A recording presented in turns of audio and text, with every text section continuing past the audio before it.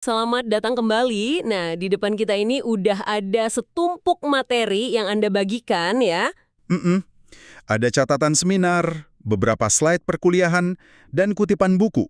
Semuanya mengerucut ke satu topik, riset berbasis meja atau desk-based research. Betul. Jadi tujuan kita kali ini adalah membedah semua ini untuk mencari strategi paling jitu buat proyek Anda, tanpa harus ya tahu kan repot-repot kerja lapangan. Ya, Dan sepertinya ini bukan sekedar soal, maksud saya ini bukan cuma merangkum buku di perpustakaan ya. bukan sama sekali. Materi Anda ini menekankan cara melihat dokumen, apapun bentuknya, dari kebijakan pemerintah sampai unggahan di media sosial, sebagai semacam harta karun data. Oke, mari kita gali lebih dalam. Tepat sekali. Ini pendekatan yang luar biasa relevan, apalagi sekarang. Seringkali, data yang paling kita butuhkan itu sebenarnya udah ada. Udah ada di mana-mana ya? Iya, tersebar. Hanya saja, data itu menunggu untuk ditemukan dan dilihat dengan, katakanlah, kacamata yang baru. Oke. Jadi pertanyaannya seringkali bukan gimana cara dapat data baru, tapi cerita apa sih yang bisa kita ungkap dari data yang udah ada di depan kita. Oke, mari kita mulai dari yang paling dasar. Kalau mendengar istilah riset berbasis meja, jujur aja, ini kedengarannya kayak jalan pintas kan? Iya, sering dianggap begitu. Cara gampang gitu untuk menghindari repotnya kerja lapangan, wawancara, atau survei. Pertanyaannya, apakah riset kayak gini beneran dianggap sekaku atau sevalid riset yang turun langsung ke lapangan? Itu pertanyaan yang bagus banget dan sering sekali muncul. Nah, materi Anda ini sebenarnya menjawab dengan cukup telak. Oh iya. Kuncinya adalah memahami bahwa ini bukan sekedar tahap persiapan atau tinjauan pustaka biasa. Ini adalah sebuah metodologi penelitian yang utuh, punya aturan mainnya sendiri. Oke. Di slide perkuliahan Anda itu disebutin beberapa cakupannya. Ada analisis dokumen, analisis data sekunder kuantitatif, metode arsip, sampai sintesis teoretis. Masing-masing punya tingkat kerumitan dan kekuatannya sendiri. Saya lihat di slide itu ada 3 alasan utama kenapa peneliti memilih pendekatan ini, dan ini sepertinya menjawab pertanyaan saya tadi. Yang pertama jelas, informasinya memang udah ada, buat apa nyari lagi kan? Betul. Yang kedua, karena ada hambatan, mungkin topiknya terlalu sensitif untuk ditanyakan langsung, atau ya, secara praktis nggak mungkin menjangkau respondennya. Dan alasan ketiga ini yang menurut saya paling mengubah cara pandang kita. Gimana tuh? Di sana disebutkan pentingnya teks itu sendiri. Dokumen-dokumen ini, entah itu undang-undang, artikel berita, atau bahkan cuitan di Twitter, bukan cuma cermin dari apa yang terjadi di masyarakat. Dokumen-dokumen itu justru ikut membentuk cara kita berpikir dan bertindak. Kebijakan pemerintah menentukan apa yang boleh dan nggak boleh. Berita di media membingkai cara kita memandang suatu isu. Jadi pas kita analisis teksnya, Kita sebenarnya sedang menganalisis DNA dari realitas sosial itu sendiri. Ini nyambung sekali dengan pertanyaan provokatif di catatan seminar Anda. Objek apa di tas atau di ponsel Anda yang bisa dianggap sebagai dokumen? Nah, itu dia. awalnya saya mikir ya paling KTP atau buku. Tapi setelah baca lebih lanjut, ternyata jawabannya bisa apa aja ya. Tiket parkir, struk belanja, bahkan playlist lagu di Spotify, ini beneran memperluas definisi dokumen. Betul sekali. Definisi formalnya memang luas. Salah satu slide menyebutnya sebagai materi apapun yang bisa memberi informasi atau bukti. Jadi kata kuncinya bukan di bentuknya ya?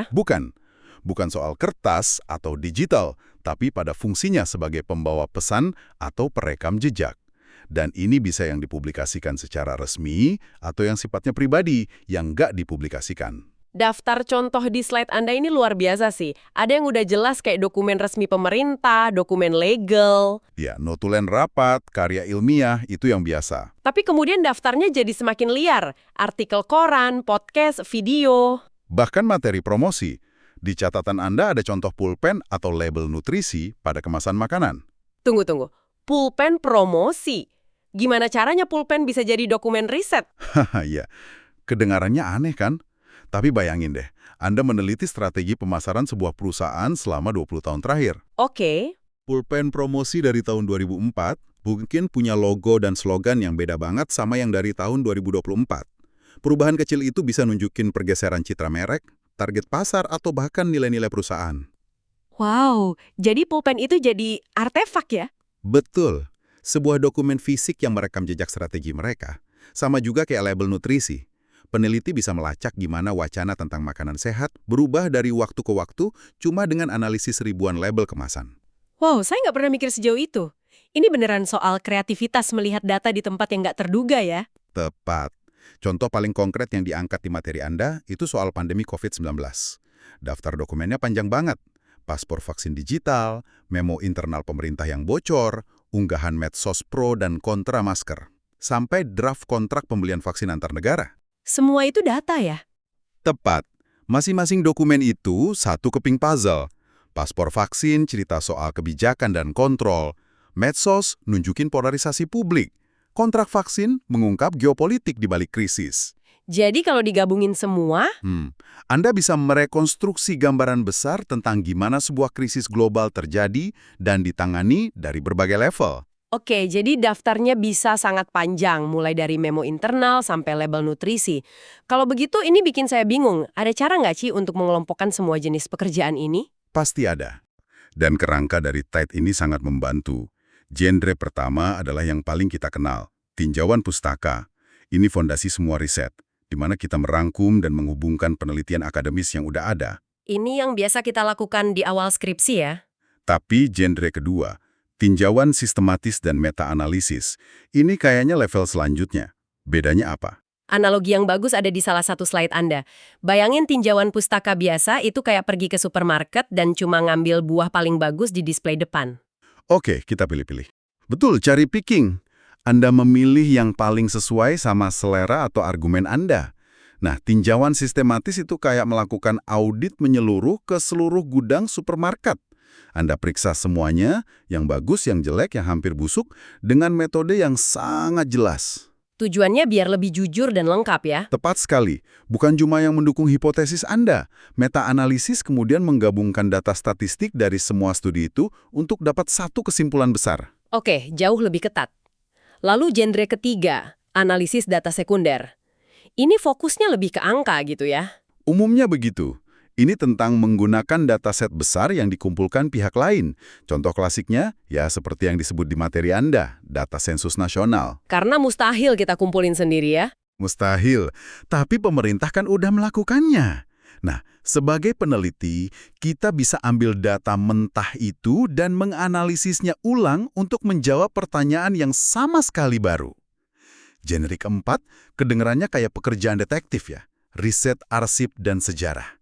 Ini yang dilakukan di ruang-ruang arsip yang sunyi itu kan? Betul, baik arsip fisik maupun yang sekarang udah banyak didigitalisasi. Dan ini bukan cuma buat sejarawan, sosiolog, ilmuwan politik, semua bisa masuk ke arsip buat melacak jejak surat menyurat, draft kebijakan lama, clipping koran. Pasti butuh kesabaran tinggi. Oh iya, saya ingat pernah habiskan waktu seminggu di Arsip Nasional cuma buat nyari satu memo internal dari tahun 70-an. Rasanya kayak cari jarum di tumpukan jerami. Terus ketemu. Dan saat itu ditemukan, memo itu membuka seluruh konteks tersembunyi dari kebijakan yang lagi saya teliti. Momen aha, seperti itu sangat sepadan dengan usahanya. Saya bisa bayangkan. Dan yang terakhir, genre kelima, adalah riset kebijakan.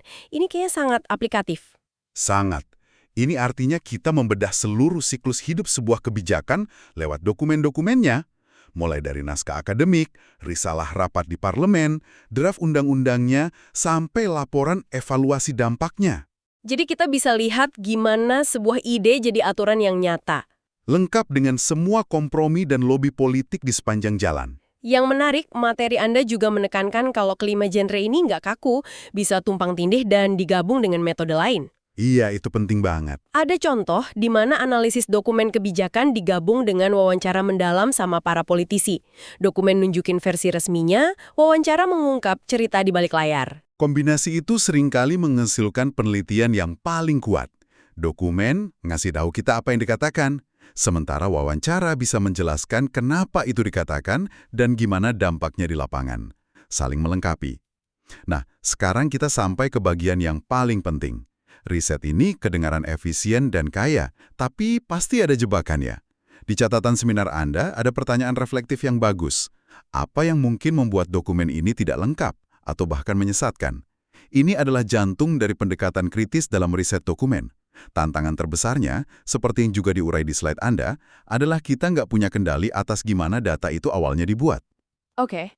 Dokumen itu nggak pernah netral, selalu ada tujuan di balik pembuatannya, dan selalu ada sesuatu yang sengaja atau nggak sengaja nggak dimasukkan. Di catatan Anda ada beberapa contoh yang cukup menusuk soal ini, salah satunya soal bias korporat. Iya, itu contoh yang jelas sekali.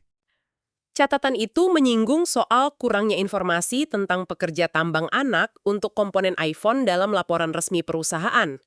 Data itu nggak ada di sana. Contoh lain yang diangkat adalah adanya kesenjangan penelitian atau research gaps. Seringkali ada kekosongan data mengenai pengalaman kelompok-kelompok tertentu yang terpinggirkan. Seperti, Materi Anda menyebutkan pengalaman penyandang disabilitas atau anak-anak dalam sistem perlindungan negara. Suara mereka seringkali nggak terwakili dalam statistik atau dokumen resmi. Bikin pengalaman mereka seolah-olah nggak terlihat dalam data. Dan tentu saja, yang paling relevan sekarang, ketidakandalan media sosial. Nah ini. kita sering anggap itu cerminan opini publik, tapi catatan Anda mengingatkan kalau platform ini kan milik perusahaan swasta. Mereka punya algoritma yang bisa ngontrol informasi mana yang muncul dan mana yang tenggelam. Jadi, apa yang kita lihat di lini masa itu bukan realitas yang utuh. Betul. Semua ini bermuara pada satu pertanyaan krusial yang juga ditekankan di catatan Anda. Apakah ketiadaan informasi dalam sebuah dokumen itu disengaja atau tidak? Mengidentifikasi kesenjangan atau keheningan dalam data itu sendiri bisa jadi sebuah temuan riset yang luar biasa penting. Itu bukan berarti riset Anda gagal. Justru itu bisa jadi fokus utama analisis Anda. Jadi pertanyaannya kenapa data ini hilang? Tepat. Cerita apa yang coba disembunyikan dengan ketiadaan data ini? Betul sekali. Menemukan apa yang tidak ada bisa sama pentingnya dengan menganalisis apa yang ada.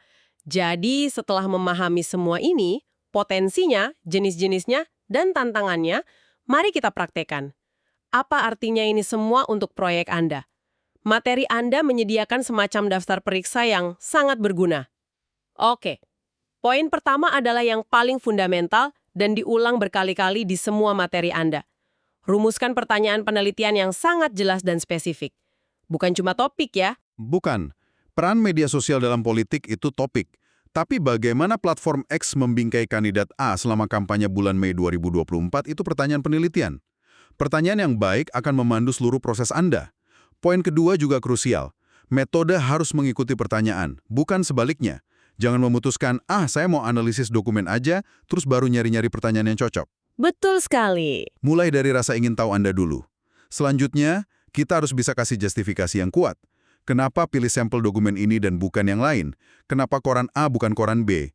Pilihan kita harus bisa dipertanggungjawabkan. Dan ini yang sering bikin kaget. Anda tetap harus mengisi formulir etika. Loh, serius? Walaupun risetnya cuma di depan laptop, tetap perlu izin etika? Kenapa gitu? Tentu saja. Karena Anda bisa aja berurusan dengan data yang sensitif. Misalnya, Anda analisis blog atau forum online di mana orang-orang bagi pengalaman pribadi soal penyakit mereka. Oh, oke. Meskipun datanya publik, ada pertimbangan etis soal anonimitas dan potensi kerugian kalau kutipan mereka dipakai tanpa konteks. Jadi, izin etika itu wajib. Oke, masuk akal. 2 poin terakhir lebih ke arah penulisan. Tunjukkan di mana posisi riset Anda dalam literatur yang sudah ada, dan yang teknis tapi fatal kalau salah, pastikan cara nulis referensinya udah benar. Benar. Dan untuk memperkuat analisisnya, ada 2 teknik yang disarankan di slide Anda. Pertama, triangulasi. Bayangkan Anda detektif yang nggak bisa cuma percaya satu saksi. Harus cari bukti lain ya? Ya, cari saksi lain, bukti fisik, CCTV. Dalam riset, ini artinya pakai beberapa jenis dokumen atau bahkan beberapa metode berbeda untuk ngecek silang dan memperkuat temuan Anda. Dan yang kedua soal engagement atau interaksi dengan dokumen, ini artinya kita nggak bisa cuma baca sekilas ya? Tepat. Anda harus hidup dengan dokumen-dokumen Anda. Membacanya berulang kali, bikin anotasi, membandingkan satu sama lain, mencoba memahami siapa penulisnya, untuk siapa, dalam konteks apa. Harus mendalam ya? Hanya dengan interaksi yang mendalam seperti itu, Anda bisa benar-benar dengar cerita yang ingin disampaikan oleh dokumen tersebut. Termasuk cerita yang tersembunyi. Baik, jadi kalau kita tarik benang merah dari semua materi Anda ini, riset berbasis meja adalah sebuah dunia yang sangat luas dan punya kekuatan analitis yang tajam. Jauh melampaui sekedar tinjauan pustaka. Iya. Dokumen dalam bentuk apapun adalah data. Tapi data ini nggak pernah netral. dan harus selalu kita interogasi. Memahami apa yang ada di sana, sama pentingnya dengan menyadari dan mempertanyakan apa yang tidak ada. Dan pada akhirnya pertanyaan penelitian yang tajam adalah kompas yang akan memandu Anda. Saya ingin meninggalkan Anda dengan satu pemikiran penutup yang sebenarnya puncak dari semua diskusi kita, dan ini diambil dari materi Anda. Salah satu slide itu mengutip seorang ahli yang bilang kalau arsip harus dilihat sebagai kumpulan keheningan atau a bundle of silences. Kumpulan keheningan. Iya, jadi saat Anda nanti berhadapan dengan tumpukan dokumen untuk proyek Anda, coba berhenti sejenak dan tanyakan, cerita siapa yang nggak terdengar di sini? Suara siapa yang hilang? Dan yang terpenting, apa yang bisa kita pelajari justru dari keheningan di dalam arsip tersebut? Terkadang, temuan yang paling kuat justru bersembunyi di sana.